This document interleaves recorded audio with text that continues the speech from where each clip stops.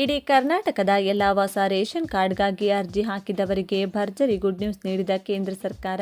ರಾಜ್ಯದಲ್ಲಿ ಪಂಚ ಗ್ಯಾರಂಟಿ ಯೋಜನೆಗಳು ಜಾರಿಗೆ ಬಂದಾಗಿನಿಂದಲೂ ಹೊಸ ರೇಷನ್ ಕಾರ್ಡ್ಗಳಿಗೆ ಅನುಮೋದನೆ ನೀಡುತ್ತಿಲ್ಲ ಎಂದು ಎಲ್ಲ ಸಾರ್ವಜನಿಕರ ಆಕ್ರೋಶವಾಗಿದೆ.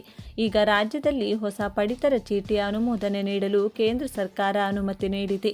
ಯಾರು ಕಳೆದ 2 ವರ್ಷ ಅಥವಾ 1 ವರ್ಷದಿಂದ ಹೊಸ ರೇಷನ್ ಕಾರ್ಡ್ಗಾಗಿ ಅರ್ಜಿ ಸಲ್ಲಿಸಿದರೂ ಅವರಿಗೆಲ್ಲ ಹೊಸ ರೇಷನ್ ಕಾರ್ಡ್ಗಳನ್ನು ವಿಸ್ತರಿಸಲು ಕೇಂದ್ರ ಸರ್ಕಾರ ಅಧಿಕೃತವಾಗಿ ಅನುಮತಿಯನ್ನು ನೀಡಿದೆ.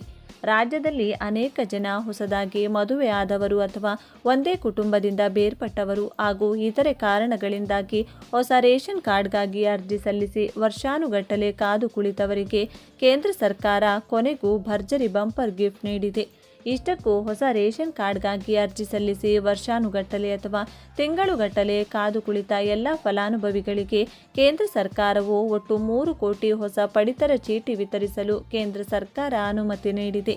ಬನ್ನಿ, ಹಾಗಿದ್ರೆ ನೀವು ಕೂಡ ಹೊಸ ರೇಷನ್ ಕಾರ್ಡ್ಗಾಗಿ ಅರ್ಜಿ ಸಲ್ಲಿಸಿ ತಿಂಗಳುಗಳಷ್ಟು ಅಥವಾ ವರ್ಷಗಟ್ಟಲೆ ಕಾದು ಕುಳಿತಿದ್ರೆ ತಪ್ಪದೆ ವಿಡಿಯೋಗೆ ಈಗಲೇ ಒಂದು ಲೈಕ್ ಮಾಡಿ. ಹಾಗೂ ನಿಮಗೆ ರೇಷನ್ ಕಾರ್ಡ್ ಯಾವಾಗಿನಿಂದ ಯಾವ ದಿನಾಂಕದಿಂದ ಎಲ್ಲಿ ಸಿಗುತ್ತದೆ, ಯಾವಾಗ ಅಪ್ರೂವಲ್ ಆಗುತ್ತದೆ ಎನ್ನುವ ಬಗ್ಗೆ ಕಂಪ್ಲೀಟ್ ಮಾಹಿತಿ ತಿಳಿದುಕೊಳ್ಳಲು ತಪ್ಪದೆ ವಿಡಿಯೋಗೆ ಲೈಕ್ ಮಾಡಿ ಮತ್ತು ಕೊನೆವರೆಗೂ ನೋಡಿ. ಹಾಗೂ ಹೊಸ ರೇಷನ್ ಕಾರ್ಡ್ಗೆ ಈಗಾಗಲೇ ಅರ್ಜಿ ಹಾಕಿರುವ ನಿಮ್ಮ ಸ್ನೇಹಿತರಿಗೆ ಅಥವಾ ನಿಮ್ಮ ಸಂಬಂಧಿಕರಿಗೆ ಈ ವಿಡಿಯೋವನ್ನು ಶೇರ್ ಮಾಡಿ, ಅವರಿಗೂ ಕೂಡ ತುಂಬ ಹೆಲ್ಪ್ ಆಗುತ್ತದೆ. ಅರ್ಹ ಫಲಾನುಭವಿಗಳಿಗೆ ಸುಮಾರು 3 ಕೋಟಿ ಹೆಚ್ಚುವರಿ ಪಡಿತರ ಚೀಟಿಗಳನ್ನು ವಿತರಿಸಲು ಕೇಂದ್ರ ಸರ್ಕಾರ ಅನುಮತಿಸಿದೆ ಎಂದು ಕೇಂದ್ರ ಆಹಾರ ಸಚಿವ ಪ್ರಹ್ಲಾದ್ ಜೋಶಿ ಹೇಳಿದ್ದಾರೆ. ಸ್ಮಾರ್ಟ್ ವೇರ್ ಹೌಸಿಂಗ್ ವ್ಯವಸ್ಥೆ ಉದ್ಘಾಟಿಸಿ ಅವರು ಮಾತನಾಡಿ, ಕೆಲವು ರಾಜ್ಯ ಸರ್ಕಾರಗಳು 2.21 ಕೋಟಿ ಅನರ್ಹ ಪಡಿತರ ಚೀಟಿಗಳನ್ನು PDS ಪಟ್ಟಿಯಿಂದ ತೆಗೆದುಹಾಕುವ ಪ್ರಕ್ರಿಯೆ ನಡೆಯುತ್ತಿದ್ದು, ಇದಾದ ಬಳಿಕ ಅರ್ಹ ಫಲಾನುಭವಿಗಳಿಗೆ ಸುಮಾರು 3 ಕೋಟಿ ಹೆಚ್ಚುವರಿ ಪಡಿತರ ಚೀಟಿಗಳನ್ನು ವಿತರಿಸಲು ಕೇಂದ್ರ ಸರ್ಕಾರ ಅನುಮತಿಸಿದೆ ಎಂದು ತಿಳಿಸಿದ್ದಾರೆ. ಆಹಾರ ಸಚಿವಾಲಯವು ಮೃತಪಟ್ಟ ವ್ಯಕ್ತಿಗಳು, ಆದಾಯ ತೆರಿಗೆ ಪಾವತಿದಾರರು, 4 ಚಕ್ರಗಳ ವಾಹನಗಳ ಮಾಲೀಕರು ಸೇರಿದಂತೆ 8.51 ಕೋಟಿ ಅನರ್ಹ ಫಲಾನುಭವಿಗಳನ್ನು ಗುರುತಿಸಿ ಪಟ್ಟಿಯನ್ನು ರಾಜ್ಯಗಳಿಗೆ ಕಳುಹಿಸಿದ್ದು, ಈ 8.51 ಕೋಟಿ ಪಡಿತರ ಚೀಟಿಗಳಲ್ಲಿ ರಾಜ್ಯ ಸರ್ಕಾರಗಳು ತಮ್ಮದೇ ಆದ ಮಾನದಂಡಗಳನ್ನು ಅನುಸರಿಸಿ ಅನರ್ಹರ 2.21 ಕೋಟಿ ಪಡಿತರ ಚೀಟಿಗಳನ್ನು ಹಿಂತೆಗೆದುಕೊಂಡಿವೆ.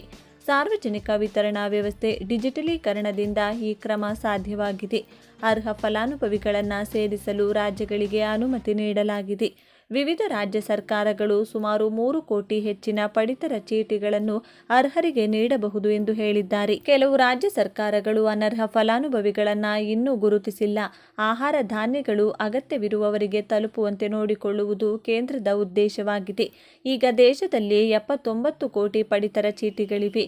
ಪ್ರಧಾನಮಂತ್ರಿ ಗರೀಬ್ ಕಲ್ಯಾಣ್ ಯೋಜನೆಯಡಿ 80 ಕೋಟಿ ಜನರಿಗೆ ಉಚಿತ ಆಹಾರ ಧಾನ್ಯ ವಿತರಿಸುವ ಗುರಿ ಇದೆ ಎಂದು ಹೇಳಿದ್ದಾರೆ.